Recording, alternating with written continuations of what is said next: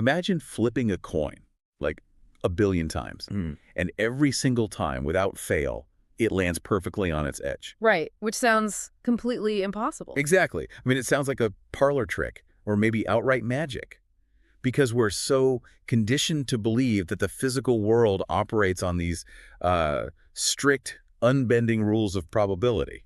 Yeah, classical mechanics basically says that shouldn't happen. Right. But what if the future of technology is about just, sidestepping those rules entirely? Yeah. Like, what if you could build a system that takes that 1 in a trillion edge landing and forces the universe to make it the absolute mathematical certainty every single time? It's wild to think about. It fundamentally rewrites our understanding of physical limits. I mean, we're moving away from the idea of engineering better materials to force an outcome and entering this entirely new paradigm. Where we're actually manipulating the mathematical bedrock of reality itself. Exactly. You just manipulate the math to let the outcome manifest on its own. Which is the core of the incredible source material we are pulling apart for today's deep dive. So, for everyone listening, we are looking at a paper published literally today, July 24, 2026, on Zenodo. Hot off the presses. Truly. It's titled Formalizing Probabilistic Reality Control via Amorphous Swarm Dynamics and the Reality Level Scalar. And that scalar, by the way, is represented by the Greek letter Xi. Right, the Xi scalar. It's a heavy read. Oh, totally. And this comes to us from Dr. Melvin Sewell and Saiku Venga out of the Cosmic University of Eco-Risk Studies. Yeah, they're introducing this theoretical framework called Structured Multiversal Interactions, or SMI for short.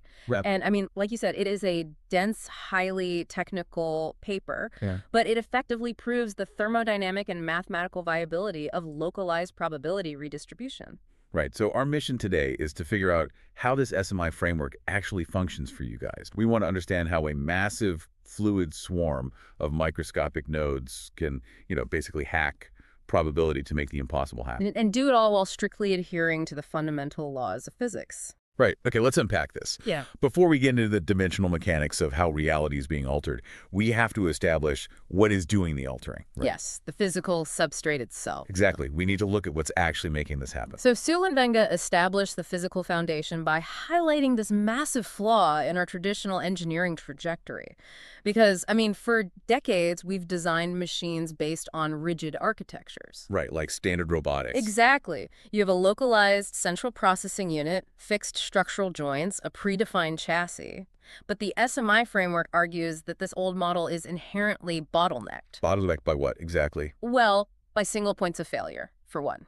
Yeah. And a strict adherence to localized macro-scale classical mechanics. Right. Okay, I see. Because if a traditional machine takes localized damage, like, say, a shattered joint or a severed connection, the entire system is basically compromised. It just stops working. Yeah, it operates like a tower constructed from steel beams. Sure. I mean, the steel is undeniably strong, but the architecture itself is completely brittle. Right, it doesn't bend. Right. If you snap just one critical load-bearing beam, the structural integrity of the entire tower collapses. And that brittleness, that rigidity, actually prevents the kind of quantum scale manipulation required for probability shifting. Oh, wow. So you need a totally different physical approach. Exactly. So the authors propose this radical alternative. They call it the amorphous swarm. The amorphous swarm. Sounds vaguely terrifying, but go on. It's basically not a localized machine at all. It's this fluid, self-assembling cluster of micronodes. Okay.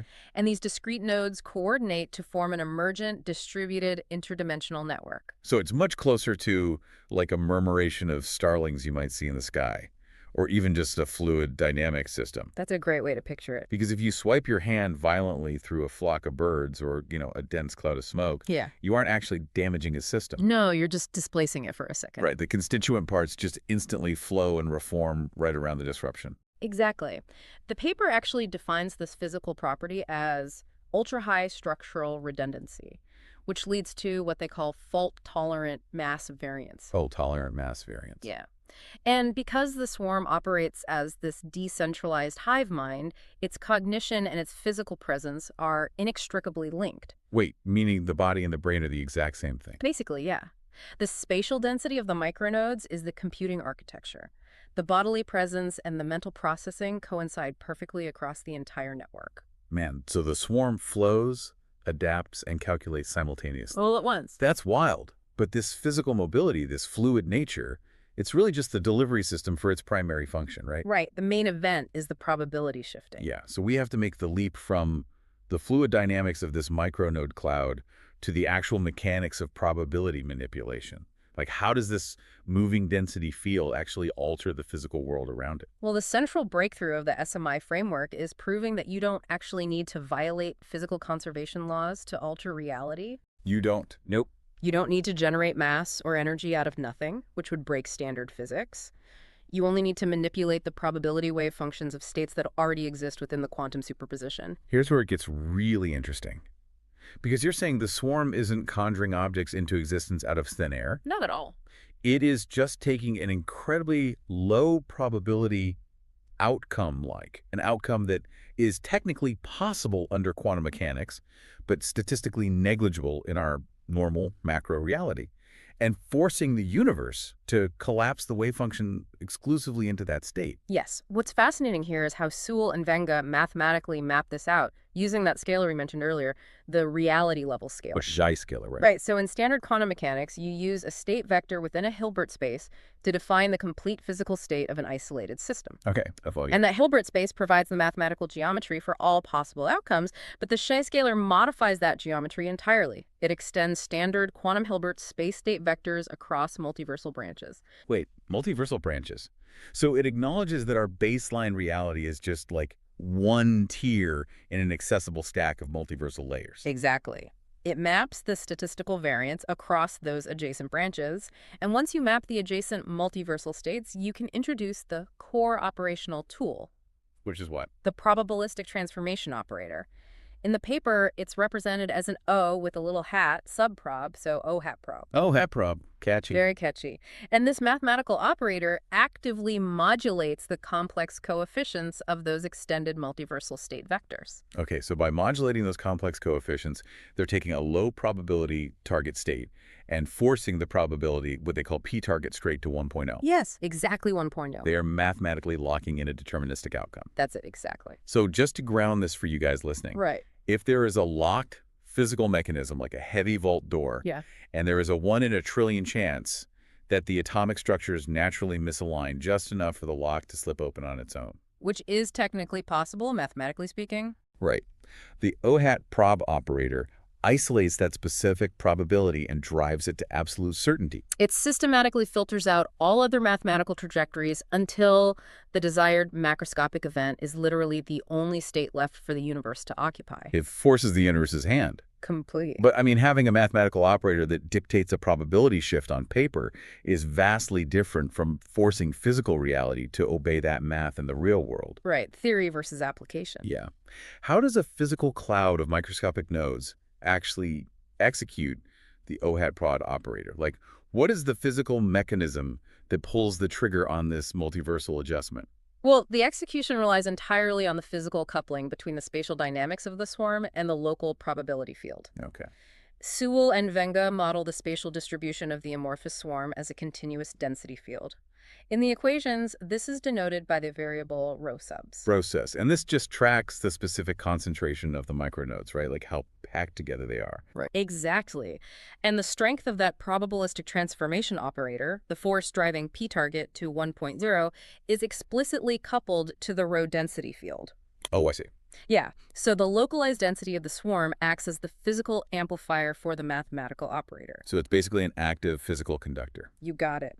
As the swarm congregates around the target area, increasing its rho s value, a phase shift generator begins working across the local multiversal states. And the researchers formulate this process using a modified non-unitary Schrödinger evolution equation, right? Yes. And that distinction is huge. Because a non-unitary equation is where the standard rules of probability really start to bend. They break, almost. Yeah, because normally standard Schrödinger evolution is unitary, meaning the total probability of all possible outcomes in a given system always adds up to 1. Right. No matter what happens, something has to happen 100% of the time across all possibilities. The system preserves the overall probability distribution.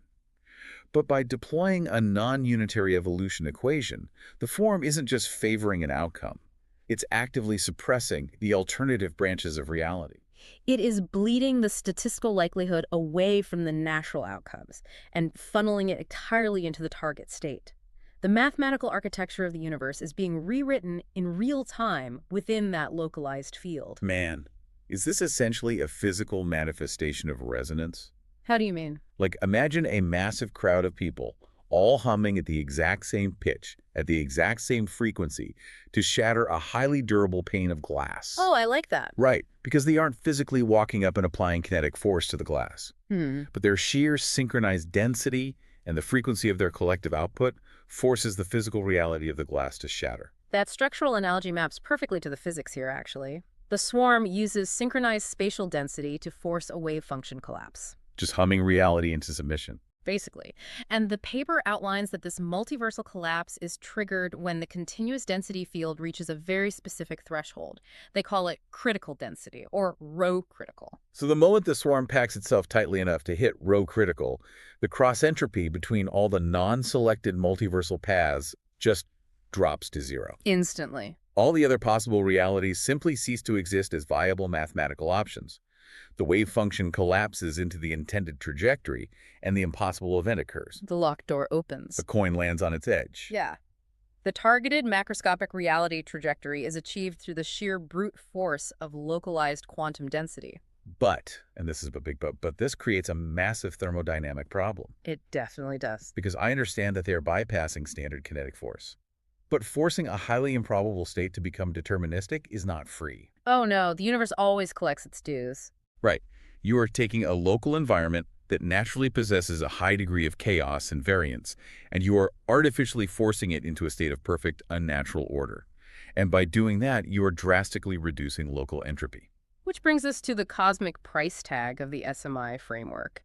You are referencing Landauer's principle here. Yeah, which inherently links the processing of information, or in this case, the suppression of probability branches, to thermodynamic cost. Exactly. Oh. Sewell and Venga explicitly state that forcing this deterministic trajectory causes a severe local von Neumann entropy reduction. So mathematically, delta S local drops below zero. And the second law of thermodynamics strictly forbids a net negative change in entropy. Right. The overall chaos in the universe must always increase. Always.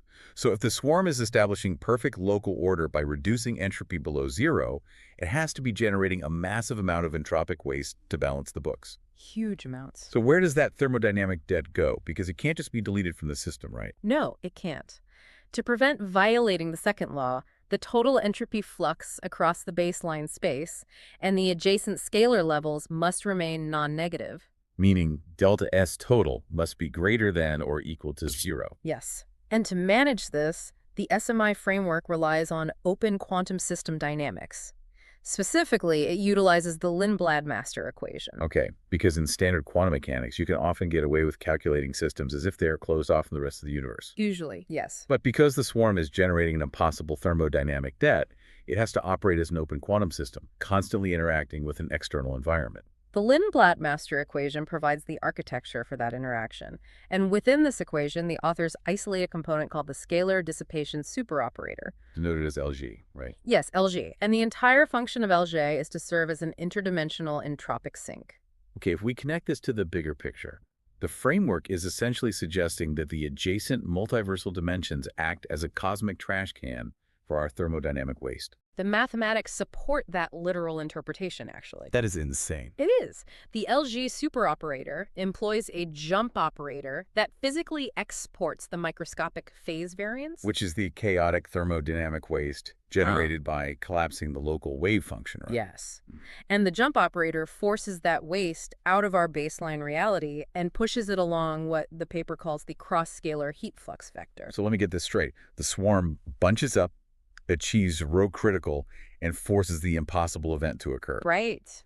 But to avoid breaking local physics and basically melting the immediate environment, the swarm takes all the entropic heat and microscopic chaos generated by that probability shift and actively shoves it across the cross-scalar heat flux vector into a parallel reality tier. Yeah, you are actively subsidizing the order of your baseline reality by pumping disorder into the reality level scalar. Wow. It is a brilliant, albeit aggressive thermodynamic workaround. It is brilliant, but it immediately raises a huge red flag for me regarding structural limits. Oh, absolutely. Because if we are utilizing an adjacent multiversal layer as an entropic sink, there must be a volumetric limit to that cross-scalar heat flux vector. You cannot infinitely pump thermodynamic waste through an interdimensional aperture without hitting a bottleneck. It's like trying to drain a swimming pool through a garden hose. Right. So what happens if the swarm attempts a reality shift that is simply too massive? Well, the final section of the paper addresses this exact boundary condition.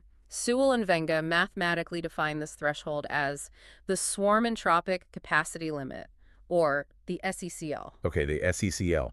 And that represents the absolute maximum theoretical probability shift the swarm can execute before the thermodynamic debt outpaces the sink. Yes, it solves for what they call Pmax. Pmax. And if the swarm is tasked with a localized probability redistribution that requires a shift greater than Pmax, the system undergoes a catastrophic three-stage physical failure cascade. This raises an important question about the nature of that cascade, because if we cross that entropic capacity limit, the El-Shajai superoperator cannot vent the microscopic phase variance fast enough. Right, backs up. The waste has nowhere to go but back into our baseline reality. That has to trigger an entropic bottleneck. And the bottleneck is stage one of the failure. The cross-scalar heat flux vector reaches maximum saturation, and the thermodynamic debt reflects right back into the local environment. Which manifests as an immediate thermal runaway. Yes. The micronodes and the surrounding physical space experience a massive, localized temperature spike. It just superheats. Which would inherently lead to the second stage, node decoherence. Right, because heat is motion, and motion disrupts delicate quantum states. Exactly, and the entire premise of the amorphous swarm is that the nodes maintain an emergent distributed cognitive network through those delicate quantum states. Yes. If the local environment experiences extreme thermal runaway, those quantum states will just shatter. The micronodes will lose their synchronization, and the continuous density field, the Rose value, will collapse. The unified cognition of the swarm just disintegrates. It reverts from a sophisticated probability engine back into a cloud of highly agitated, disconnected dust. Just regular old hot dust. Pretty much. And without that coordinated density field, the swarm can no longer sustain the probabilistic transformation operator. The O-hat prob operator fails, and the forced probability of 1.0 is immediately revoked. Exactly. Which leads to the third and final stage, probabilistic rebound. And I'm trying to visualize the physics of a rebound here, because if the swarm has spent the last several seconds or minutes artificially holding back the natural probability distribution of the universe, and the swarm suddenly decoheres. It is less like a rubber band snapping back and much more like the sudden catastrophic failure of a massive dam holding back a reservoir. Oh, man. The swarm has carved out this localized zone of absolute order by artificially holding back the vast natural ocean of multiversal probability. When the nodes decohere and the operator drops, that natural probability distribution floods back into the local space all at once. The macroscopic reality trajectory violently unravels. Violently. The mathematical floodgates open and the blocked-up entropy basically washes away the localized order. The paper calls it a chaotic normalization event. Which sounds like a very clinical way of saying the universe aggressively reasserts baseline physics. Yes, likely causing immense destructive force to whatever local environment the swarm was trying to manipulate. The universe balances the thermodynamic equation. Yeah. And it does so with extreme prejudice. You don't want to be standing anywhere near a probabilistic rebound. Let's just put it that way. No kidding. Yeah. So what does this all mean for you listening at home? When we zoom out and look at the total implications of this paper from the Cosmic University of Echo Rift Studies, it completely recontextualizes the trajectory of technological evolution.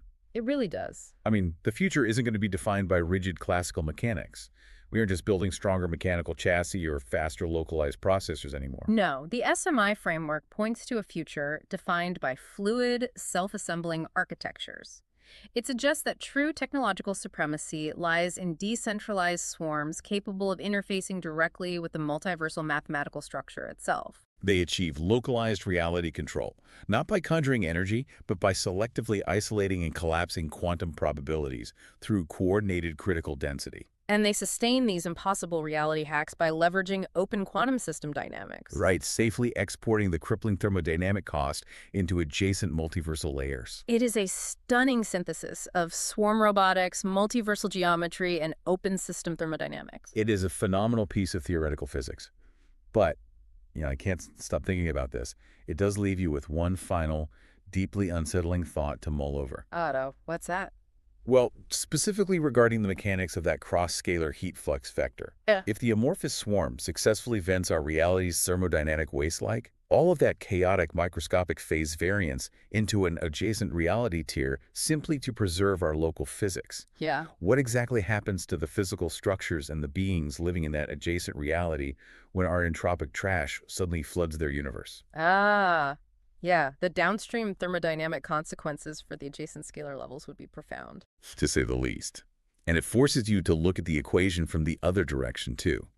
Because if the multiversal architecture allows for cross-scalar heat flux, how do we know that an adjacent, slightly more advanced universe isn't already treating our baseline reality as their entropic sink? Oh, wow. Like, how do we know they aren't secretly dumping their probabilistic waste into our world every single time they need to perform a multiversal miracle over there? Now, that is a perspective-shifting question to end our analysis on. It certainly makes you view a sudden, inexplicable string of bad luck or local chaos in a completely different light. Maybe it's just someone upstairs opening their thermodynamic trash chute. It really makes you wonder. Well, we want to thank you for joining us on this deep dive. Keep questioning the fundamental math, the reality around you, and we will catch you next time.